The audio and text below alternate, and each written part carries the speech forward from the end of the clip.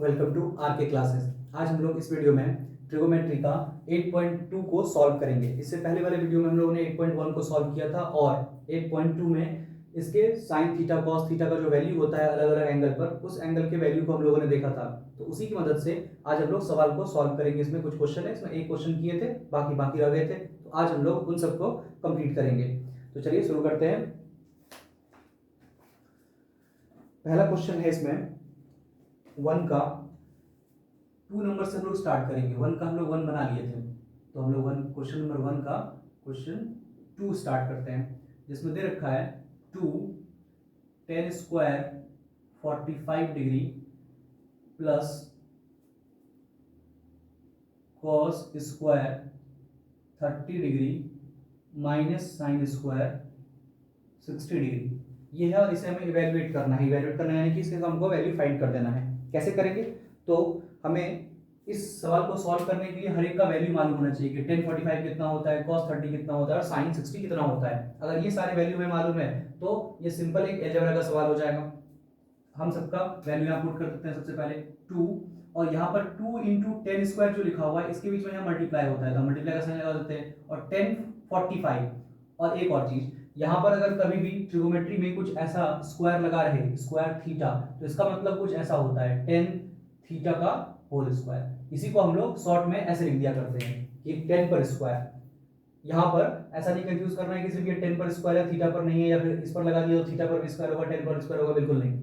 ये पूरे में स्क्वायर रहता है, उसको ऐसे लिख देते हैं। तो वही काम यहाँ पर भी है। 10 स्क्वायर 45 है, इसका मतलब यहाँ पर इसको हम ऐसे भी समझ सकते हैं कि 10 45 का होल स्क्वायर है ये, प्लस उसी तरह यहाँ पर भी जो दिख रहा है वो cos 30 का होल स्क्वायर है ये एक चीज, माइनस साइन 60 का ये होल स्क्वायर है। ये हम एक बार करके दिखा दिए, अगली बार में क्वेश्चन में हम डायरेक्ट बनाएंगे यहाँ से।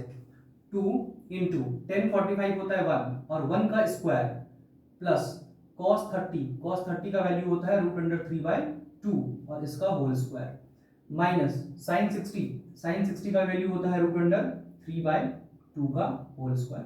अब यहाँ देखिए, ये दो टर्म जो हमको दिख रहा है दोनों सेम है, और दोनों सेम होने के कारण साइन अपोजिट है, इसमें प्लस इसमें माइनस, यानी जो भी ये टर्म आएगा वही टर्म ये नेगेटिव में रहेगा, यानी दोनों घटकर 0 हो जाएगा, यानी खत्म हो गया, ये बचा ही नहीं।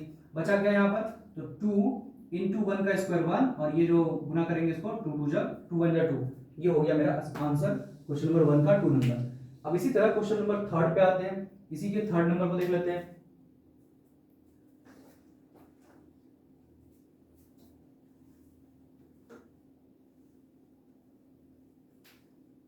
थर्ड को कैसे बनाएंगे? थर्ड में क्वेश्चन है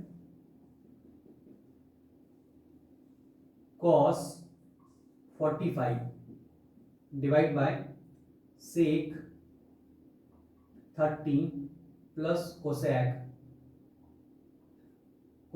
30 डिग्री। हमें इसी के वैल्यू को फाइंड आउट करना है। फिर से हमें ट्रिगोमेट्रिक वैल्यू अगर याद है तो हम इसको फिर से एकदम आसानी से सॉल्व कर देंगे। हमें cos 45 का वैल्यू पता होना चाहिए, जो कि होता है 1/√2। अब sec 30 और sec 30 का अगर डायरेक्ट याद नहीं है तो एक तरीका ऐसा है कि हम क्या कर सकते हैं, cos 30 का निकाल लेंगे और cos 30 का फिर रिवर्स कर देंगे। क्योंकि हम लोग पढ़े हैं sec और cos आपस में एक दूसरे का उल्टा होता है, ये चीज हम लोग पहले पढ़े हैं क्या, कि sec theta is equal to अगर होता है h/b तो cos थीटा जस्ट इसका उल्टा हो जाता है b/h। तो अगर हम cos थीटा का वैल्यू जानते हैं उसी को पलट देंगे तो sec थीटा का वैल्यू निकल जाएगा। तो यहाँ पर sec थीटा का वैल्यू अगर डायरेक्ट जिसको याद है उसमें तो कोई दिक्कत नहीं है, जो कि हो जाएगा 2/√3।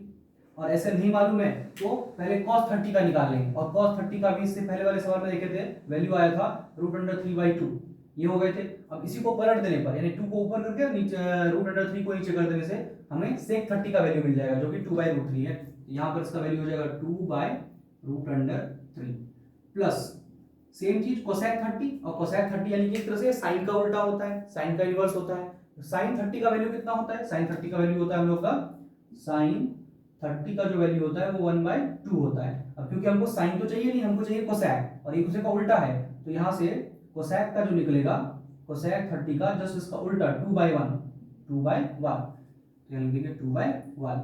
अब इसे सॉल्व कर लेना है। सॉल्व करने पर जो आंसर होगा यही मेरा सॉल्यूशन हो जाएगा इसका। फटाफट कर लेते हैं इसको। 1/√2 को तो रहने देते हैं, डिवाइड बाय, यहाँ एलसीएम या फिर 2 कॉमन ले लेते हैं क्योंकि हमको 2 कॉमन दिख रहा है दोनों में।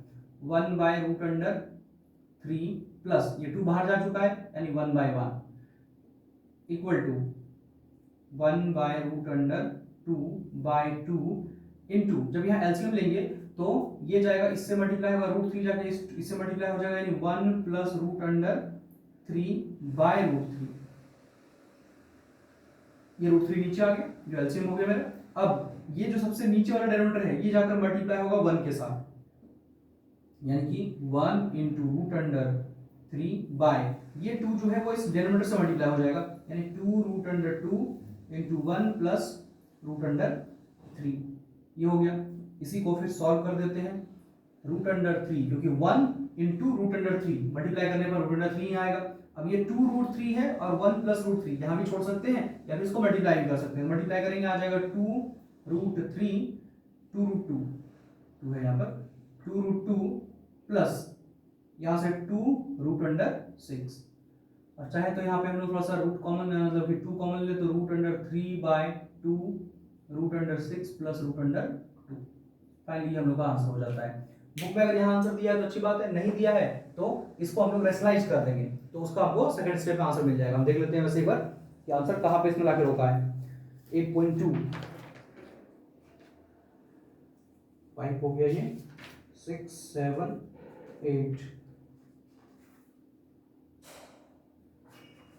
8.2 का क्वेश्चन नंबर, इसको आगे भी रेशनलाइज कर दिया गया है तो हम लोग इसको रेशनलाइज कर देते हैं। अब इसको रेशनलाइज कैसे करेंगे, तो हम लोग रेशनलाइजेशन पहले पढ़े हैं, कैसे पढ़ा हम लोग रेशनलाइज करते हैं कि जो भी नंबर यहाँ पे दिया है उसी चीज को ऊपर नीचे लिखकर हमें इसको सॉल्व करना होता है। अब लेकिन साइन में थोड़ा सा इसके मिडिल वाले टर्म का साइन को थोड़ा क्या कर देंगे हम लोग, चेंज कर देंगे, यानी अगर प्लस रहेगा तो माइनस कर देंगे और माइनस रहा तो प्लस कर देंगे।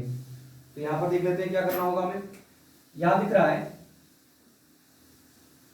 √3/2 √6 प्लस √2। अब इसका रेशनलाइज करना है तो रेशनलाइजेशन हम लोग पढ़े हुए हैं पहले चैप्टर से, जिसमें कि √6 माइनस √2 यानी जो भी टर्म ये था वो यहाँ पर आएगा लेकिन नेगेटिव साइन के साथ, डिवाइड बाय, सेम काम यहाँ पर फिर से वही चीज रिपीट कर देंगे हम लोग क्योंकि अपने मन से किया हुआ काम है तो इसको बैलेंस करने के लिए हम लोग डिवाइड भी कर दिया, यानी मल्टीप्लाई भी कर देना है साथ में डिवाइड भी कर देना है। अब होगा क्या कि ये इससे मल्टीप्लाई होगा और ये इससे मल्टीप्लाई होगा, तो कर लेते हैं।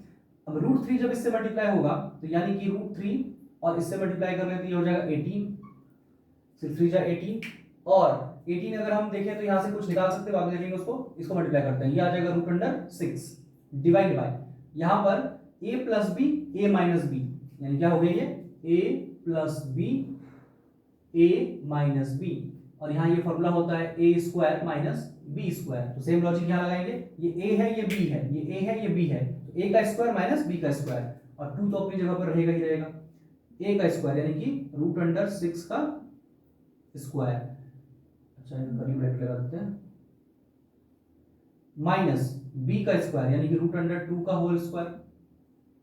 और जब इसको सॉल्व करेंगे तो यहां से हमको दिख रहा है ये जो 18 है इसको लिख सकते हैं 9 × 2, 18 को लिख सकते हैं 9 × 2, और 9 लिख सकते हैं 9 × 2, इसका मतलब क्या हुआ कि यहां से लिख लेते हैं एक बार 9 × 2, और यहाँ पे हो गया माइनस √6 डिवाइड बाय यहाँ पर 2 तो अपनी जगह पर रहा, √6 का स्क्वायर तो ये 6 ही आता है, माइनस 2 का स्क्वायर तो 2 ही आएगा क्योंकि रूट के अगर स्क्वायर करते हैं नंबर वही रह जाता है, चेंज नहीं करता है, इक्वल टू यहाँ से ये जो 9 दिख रहा है यहाँ से 3 बाहर निकल जाएगा क्योंकि 9 जो है वो 3 का स्क्वायर है तो रूट से बाहर निकल के 3 बन जाएगा और √2 बचा हुआ रह जाएगा अंदर, और ये हो गया मेरा इतना, डिवाइड बाय यहाँ पर 6 माइनस 2 जो कि 4 आएगा, 2 × 4, और इन दोनों को मल्टीप्लाई कर दे तो 8 आ जाएगा, यानी कि √3 नहीं √2 × 3 माइनस √6/8, ये हमारा फाइनल आंसर आ गया। तो इस तरह से हम लोग इसको आसानी से सॉल्व कर सकते हैं, अगर रेशनलाइजेशन नहीं किया हुआ है तो वहां छोड़ सकते थे, लेकिन क्योंकि रेशनलाइज कर दिया है तो हमें यहाँ तक इसको लेकर जाना पड़ेगा, ये हमारा फाइनल आंसर हो गया इसका। तो बहुत आसान सवाल है। इसी तरह के इसमें 4 नंबर 5 नंबर भी इस क्वेश्चन दे रखे हैं, आप आसानी से इन सारे सवालों को सॉल्व कर सकते हैं, क्योंकि इन सारे सवालों में बस वैल्यू याद होना चाहिए, और अगर वैल्यू याद है तो सिंपल अलजेब्रा करना है, उसके बाद जोड़ घटाव गुणा जो भी करना होता है, और फाइनली आंसर हम लोग को मिल जाता है। एक क्वेश्चन और बता देते हैं, इसके बाद हम लोग अगले टॉपिक अगले क्वेश्चन पे पढ़ेंगे।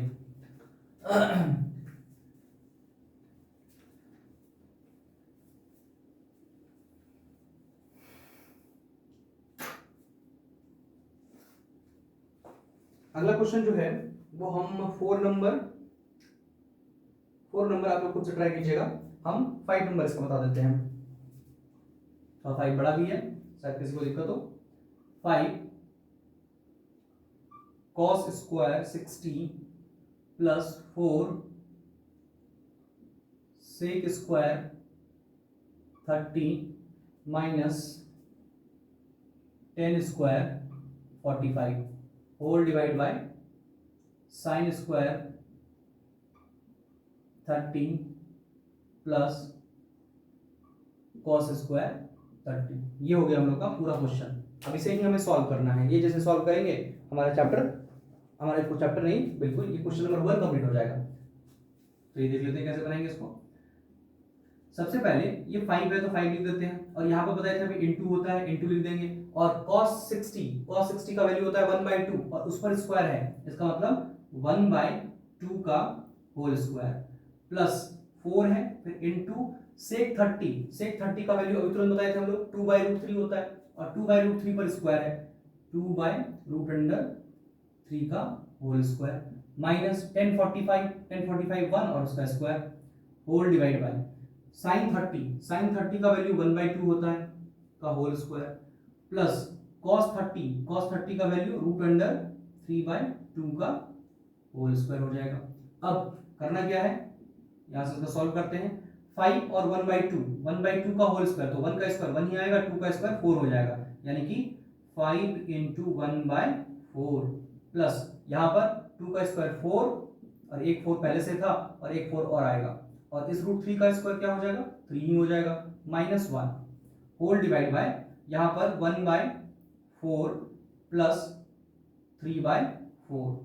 इसके बाद अब इसको सॉल्व कर लेते हैं। 5 × 1 5/4 प्लस 4 × 4 16/3 -1 डिवाइड बाय, यहां से देख लेते हैं क्योंकि यहाँ पे डिनोमिनेटर सेम है तो 4 ही हो जाएगा इसका एलसीएम, और 3 + 1 4, ये 4 हो जाएगा, और 4 बन जा ये दोनों कट गया, यानी कि डिनोमिनेटर इसका जो यहाँ पे पूरा मेरा बचा था ये पूरा क्या बन गया मेरा 1 बन गया, यानी ये हो गया मेरा 1। अब इसके आगे अब इसको सॉल्व करेंगे हम लोग। 5/4 प्लस 16/3 -1, अब इस 1 के नीचे कुछ नहीं है तो यहाँ पे 1 होगा। अब हम इस सब का एलसीएम निकालते हैं, यानी कि 4 3 और 1 का एलसीएम, 4 3 1 का एलसीएम कितना आ जाएगा, तो ये आ जाएगा 12।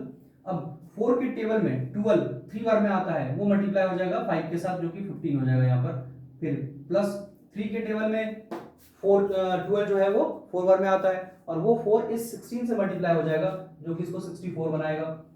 फिर अगला है माइनस, और क्योंकि यहाँ पे तो 1 है, 1 के टेबल में 12 जो है 12 टाइम्स आएगा, और वही 1 इससे मल्टीप्लाई हो जाएगा जिससे ये 12 बनेगा।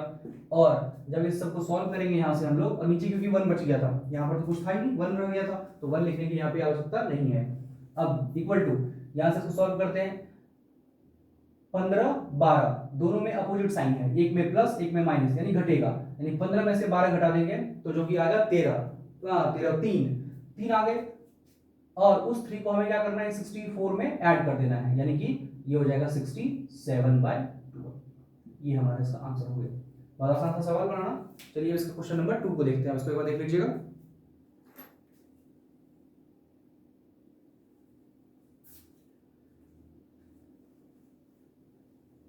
अब इसका क्वेश्चन नंबर 2 को सॉल्व करेंगे। बहुत आसान क्वेश्चन है, इसमें इस तरह के सवाल बहुत इजीली बन जाते हैं, क्योंकि अगर हमें वैल्यू याद रहेगा तो किसी तरह का दिक्कत नहीं होगा।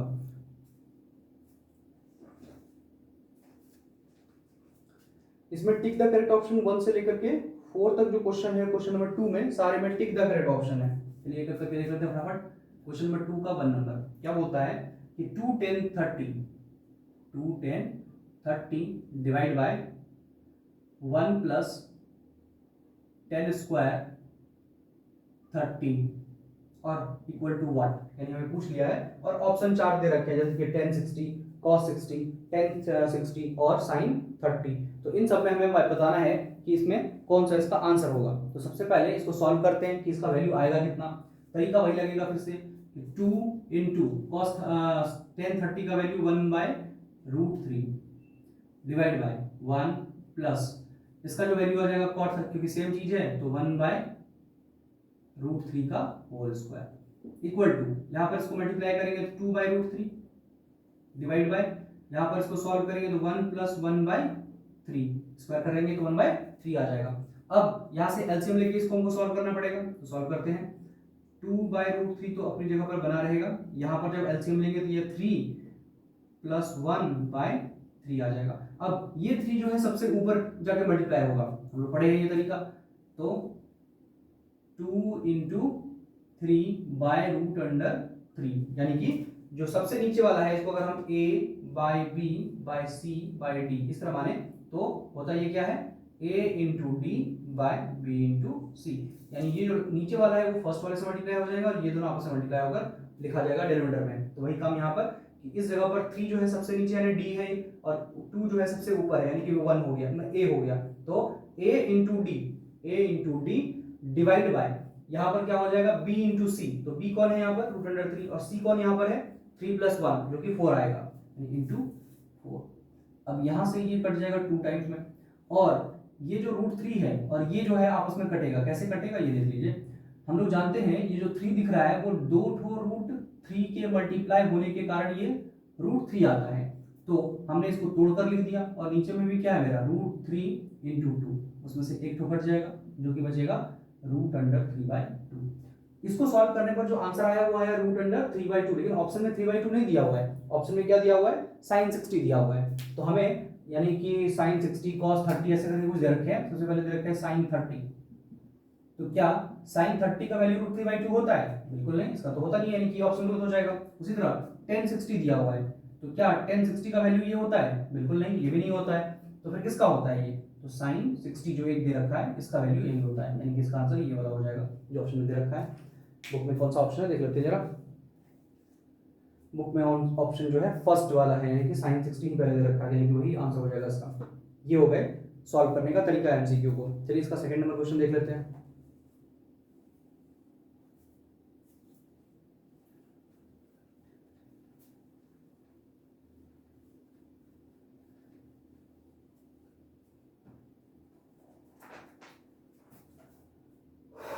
सेकंड नंबर क्वेश्चन में भी सेम सवाल है, लेकिन बस थोड़ा सा इसको चेंज कर दिया है।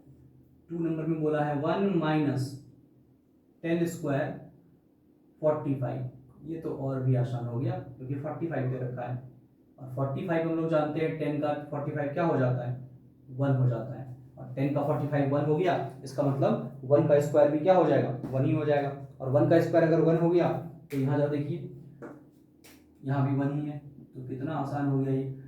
10 का स्क्वायर मतलब 1 का स्क्वायर 1 ही हो जाएगा प्लस 1 का स्क्वायर। अब 1 में से 1 सब्ट्रैक्ट करेंगे तो 0/2 और ये क्या आ जाएगा 0 आएगा फाइनली, यानी कि इसको सॉल्व करने पर मेरा आंसर जो आ रहा है 0 आ रहा है। अब जो ऑप्शन में दिया है वो क्या क्या दिया है वो देख लेते हैं। तो ऑप्शन में दिया हुआ सबसे पहले 1090, तो फिर 1090 का वैल्यू क्या होता है, क्या 1090 वाला आंसर होगा, तो 1090 हम लोग जानते हैं अनडिफाइंड हो जाता है, ये तो होगा नहीं, अनडिफाइंड तो मेरा आया नहीं है। दूसरा ऑप्शन दे रखा है यहाँ पर 1 दैट वैल्यू ही दे रखा है b इक्वल टू मतलब बी नंबर ऑप्शन, ये ए नंबर ऑप्शन, बी नंबर में ऑप्शन में 1 दे रखा है। सी नंबर जो ऑप्शन है उसमें दे रखा है sin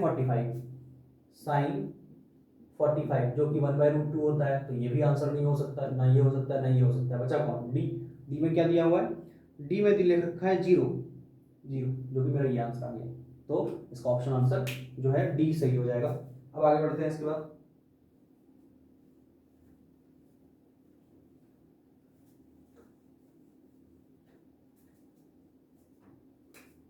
क्वेश्चन नंबर थर्ड में जो है उसमें दे रखा है sin 2a equal to 2 sin a, यानी क्वेश्चन नंबर थर्ड है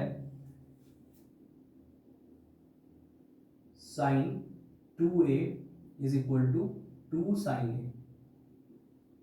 और आगे पूछा क्या है, ये तो कंडीशन दिया हुआ है मेरे पास, पूछा है is true when a equal to, कहता है ये कंडीशन सही होगा कब, जब a का वैल्यू क्या होगा, क्या a का वैल्यू 0 होगा तब ये कंडीशन सही होगा, क्या a का वैल्यू अगर 30 डिग्री हो जाए तब सही होगा, क्या ए का वैल्यू 45 हो जाए तब सही होगा, या 60 हो जाए, या फिर ए बराबर 90 हो जाए। इन सारे केसों में से कौन सा ऐसा केस है जो यहाँ पर रहेगा, यानी ए के जगह पर उसका वैल्यू रहेगा, तो ये कंडीशन सही होगा, यानी कि लेफ्ट हैंड साइड और राइट हैंड साइड दोनों ही क्या हो जाएंगे, इक्वल हो जाएंगे।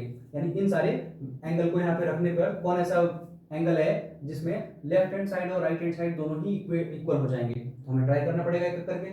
सबसे पहले जीरो ट्राई करते हैं। तो हम लोग जानते हैं साइन, अगर यहाँ पे ए के जगह पर जीरो पुट करें तो 2 इंटू जीरो जीरो ही हो जाएगा, और साइन जीरो का वैल्यू जीरो होता है, तो इधर तो आ गया जीरो। इधर देख लेते हैं, साइन ए, और ए के जगह पे जीरो रख रहे हैं यहाँ पर भी, तो साइन जीरो जीरो इंटू 2 कर देंगे तो भी जीरो आ जाएगा, यानी कि ये दोनों आपस में सेटिस्फाई कर रहा है। ये आंसर तो हो सकता है। अब 30 रख के देखते हैं, अगर 30 रखे तो 1/30 नहीं, 30 अगर रखेंगे तो यहाँ पर मल्टीप्लाई हो जाएगा 2 के साथ, तो साइन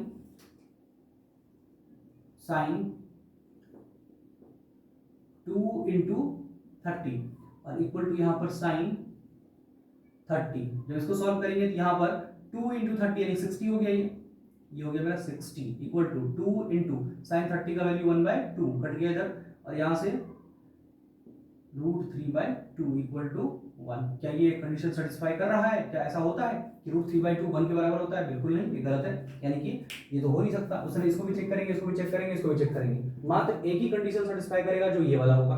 तो मेरा आंसर कौन हो जाएगा? फर्स्ट वाला, यानी ए इक्वल टू जब जीरो रखेंगे तभी ये कंडीशन सेटिस्फाई करेगा। ये हो गया इसका आंसर। अब चलते हैं नेक्स्ट क्वेश्चन की तरफ, जो कि क्वेश्चन नंबर इसका 4 है। 4 में भी 4 सेम सवाल है, जैसे 1 नंबर था, 2 का 1 था, वैसे ही ये सवाल है। तो आप इसे खुद से ट्राई कीजिएगा। हम लोग 3 नंबर पे चलेंगे। अब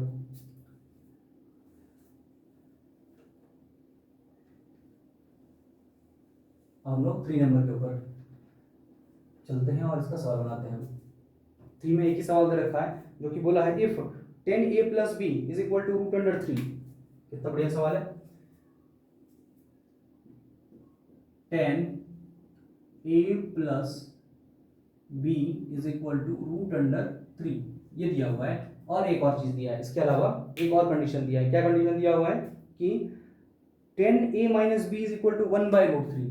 दूसरा कंडीशन है 10a - b is equal to 1/√3, और साथ में एक कंडीशन लिखा हुआ है। ये कंडीशन वैसे हम नहीं भी जाने तो मेरा सवाल तो बन जाएगा, लेकिन ये कंडीशन जानना जरूरी है कि क्या दिया है। कंडीशन दिया है a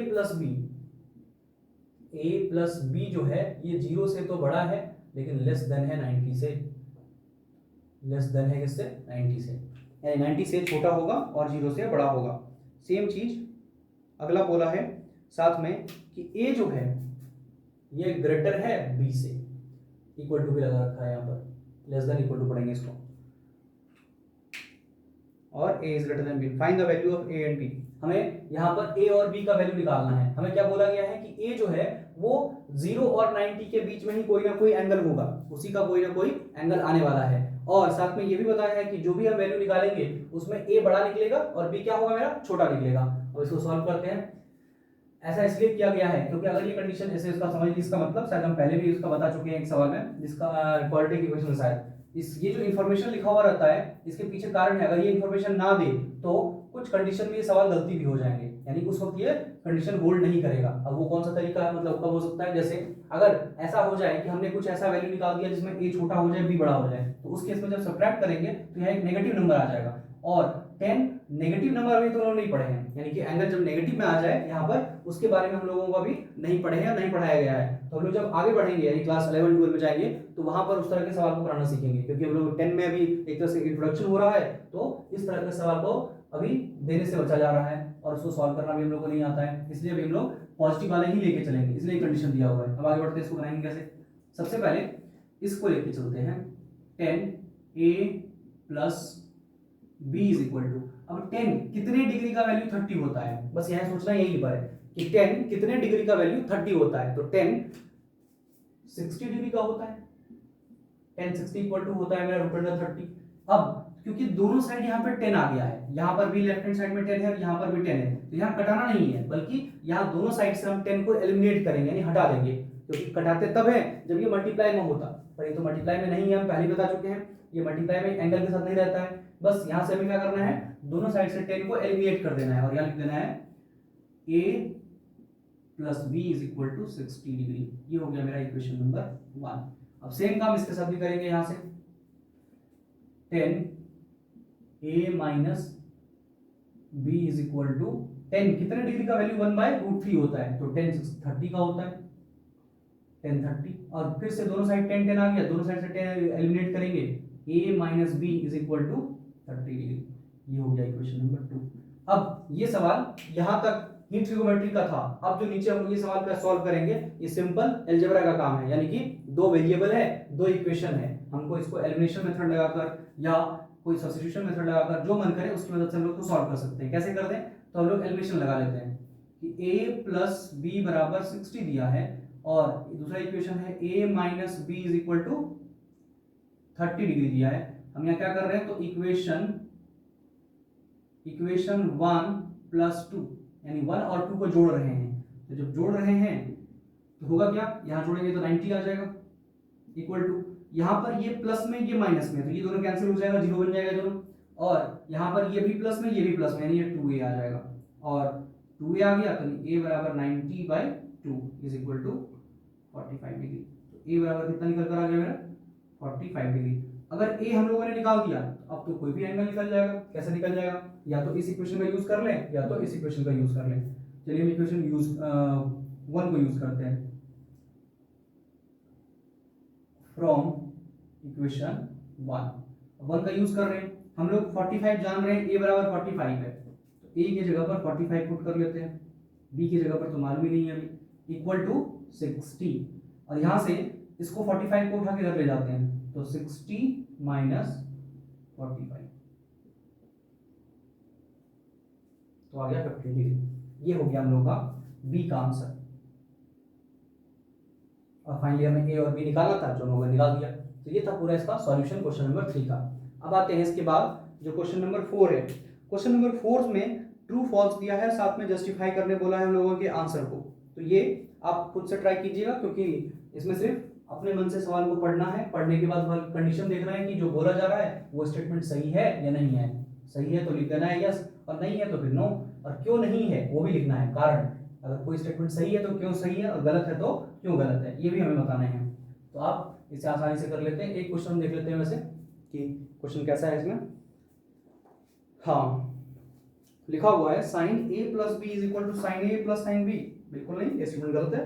पहला स्टेटमेंट जो दे रखा है 4 नंबर है ना, हाँ 4 नंबर 4 का 1, जिसमें लिखा है sine a plus b is equal to sine a plus sine b। तो ये स्टेटमेंट बिल्कुल गलत है। क्यों गलत है, क्योंकि हम बताए थे इस तरह का केस तब अप्लाई होता है जब हम लोग ये आपस में यहाँ मल्टीप्लाई में है। जैसे एग्जांपल हम देखते हैं x equal to y into x plus 1, तो इस वाले केस में ये इससे भी मल्टीप्लाई होगा, इससे भी मल्टीप्लाई होगा, तो इसको लिखते हैं x y plus y into 1, ऐसा लिखते हैं। लेकिन क्योंकि यहाँ पर हम पहले ही जान चुके हैं ये आपस में मल्टीप्लाई में नहीं है, और अगर मल्टीप्लाई में नहीं है तो फिर ये इससे मल्टीप्लाई करके यहाँ और इससे मल्टीप्लाई करके यहाँ कैसे लिख सकते हैं, ये बात तो बिल्कुल गलत है। तो इसलिए वो स्टेटमेंट क्या हो जाएगा, गलत हो जाएगा। पहला नंबर तो गलत है। उसी तरह दूसरा नंबर भी साफ साफ बोला है कि क्या, the value of sine theta increases then theta increases. मतलब अगर हम साइन थीटा का वैल्यू इंक्रीज करें तो क्या थीटा का वैल्यू इंक्रीज करता है। ये तो सोचने वाली बात है। अगर हम वो जो टेबल बताए हैं पूरा सारे साइन 60 साइन 30 उन सबका उस टेबल को अगर ध्यान से देखें तो उसका आंसर इसी में छुपा हुआ है। जैसे 0 डिग्री 30 डिग्री 45 डिग्री 60 डिग्री और 90 डिग्री। हम लोग अगर साइन वाले को देखें तो साइन में 0 का तो 0 हो जाता है, यहाँ 1/2 होता है, यहाँ 1/√2 हो जाता है, यहाँ √3/2 होता है, और लास्ट में 1 हो जाता है। तो देखो साइन का जैसे जैसे एंगल बढ़ता जा रहा है, साइन थीटा का वैल्यू जैसे जैसे हम बढ़ाते जा रहे हैं, साइन का वैल्यू भी क्या हो रहा है, बढ़ते जा रहा है। 0 से स्टार्ट हुआ था, बढ़ते बढ़ते बढ़ते 1 लास्ट में फाइनल पहुंच गया। यानी साइन का एंगल बढ़ाने से साइन का वैल्यू भी बढ़ता है। और यही स्टेटमेंट में लिख रखा है क्या, कि अगर हम साइन थीटा को इंक्रीज कर रहे हैं, यानी कि साइन थीटा बढ़ रहा है, तो क्या इसका मतलब एंगल बढ़ रहा है। तो उल्टा भी बोल सकते हैं कि अगर थीटा बढ़ने से साइन बढ़ रहा है तो साइन बढ़ने से थीटा भी बढ़ेगा।